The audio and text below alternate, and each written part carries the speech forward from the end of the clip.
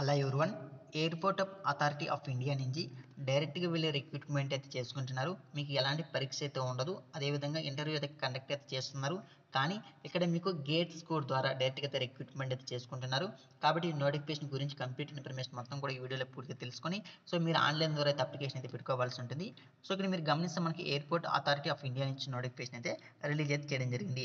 First మనం ఈ notification ద్వారా ఏ పోస్టులు భర్తీ చేస్తున్నారు అనే వాటి గురించి తెలుసుకోండి. ఇక్కడ చూడండి, అన్ని పోస్టులు కూడా మనకి జూనియర్ ఎగ్జిక్యూటివ్ అనే పోస్ట్ అయితే భర్తీ చేస్తున్నారు. కానీ వాటిలో ఇంజనీరింగ్ సివిల్ అనేసి, ఇంజనీర్ ఎలక్ట్రికల్ అనేసి, ఇంజనీరింగ్ ఎలక్ట్రానిక్స్ అనేసి, ఇన్ఫర్మేషన్ టెక్నాలజీ అనేసి పోస్ట్ అయితే భర్తీ చేస్తున్నారు.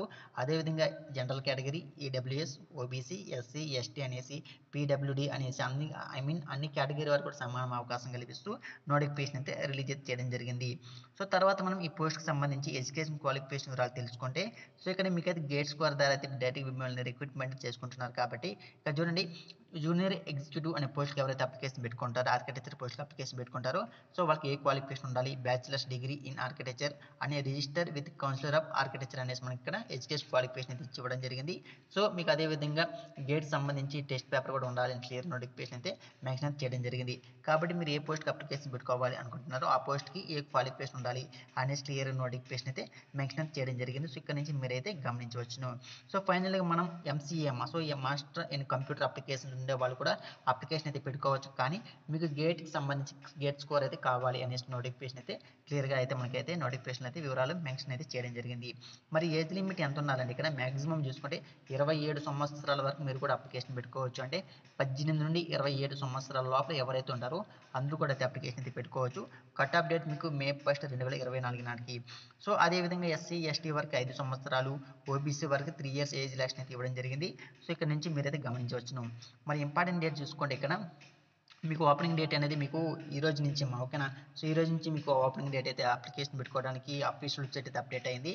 మరి May 1వ తేదీ వరకు కూడా అప్లికేషన్ అయితే పెట్టుకోవచ్చు. దాదాపుగా మీకు ఒక నెల అయితే టైం అయితే ఇవ్వడం జరిగింది. మరి ఎక్కడ పెట్టుకోవాలని ఇదేమో అఫీషియల్ వెబ్సైట్, మీకు డైరెక్ట్ కింద మన వీడియో కామెంట్స్ డైరెక్ట్ నేను మీకైతే అప్లై లింక్ ఇస్తాను. అక్కడ నుంచి డైరెక్ట్గా మీరైతే అప్లై అయితే చేసుకోండి. మరి పే స్కేల్ చూసుకోండి, ఇక్కడ మీకు ఎవ్రీ మంత్ మీకు 40,000 నుంచి ఇక్కడ చూడండి 40,000 నుంచి 1,40,000 శాలరీ ఇస్తాము అనేసి నోటిఫికేషన్ అయితే క్లియర్గా మనకైతే శాలరీ వివరాలు అయితే మెన్షన్ చేయడం జరిగింది. ఇక్కడ మీరైతే గమనించవచ్చును. తర్వాత ఫీజెస్ వివరాల గురించి, దాని గురించి సెలక్షన్ ప్రొసీజర్ గురించి తెలుసుకుంటే ఇక్కడ చూడండి, సెలక్షన్ ప్రొసీజర్లో age and all other eligibility certificates shall be recognized అంటే May 1, 2024 అంటే గేట్ స్కోర్ ద్వారా డైరెక్ట్ మిమ్మల్ని రిక్రూట్మెంట్ చేసుకుంటున్నారు. అదేవిధంగా ఎవరికైతే ఏజ్ ఎక్కువ ఉంటుందో వాళ్ళకి అంటే సీనియారిటీ ఉంటుంది కదా, వాళ్ళని కూడా షార్ట్ లిస్ట్ చేసి మేమైతే రిక్రూట్మెంట్ చేసుకుంటాము అనేసి నోటిఫికేషన్ అయితే క్లియర్గా మనకి వివరాలు అయితే ఇవ్వడం జరిగింది.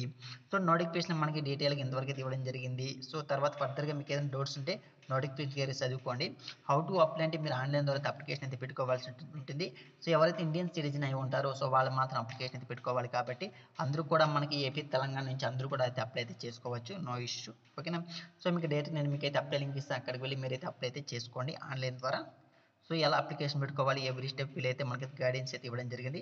ఇక్కడ నుంచి జాగ్రత్త, మీ ఫోటోగ్రాఫ్ ఎంత ఎంత సైజులో ఉండాలి, మీకు సిగ్నేచర్ ఎంత సైజులో ఉండాలి, ఇలాంటి విషయాలను కూడా క్లియర్గా నోటిఫికేషన్ అయితే మనకైతే మెన్షన్ చేశారు. ఇక్కడ నుంచి మీరైతే జాగ్రత్తగా స్టడీ చేసి నోటిఫికేషన్ తర్వాత మీరు కూడా అయితే అప్లికేషన్ అయితే పెట్టుకోండి. Thank for watching this video.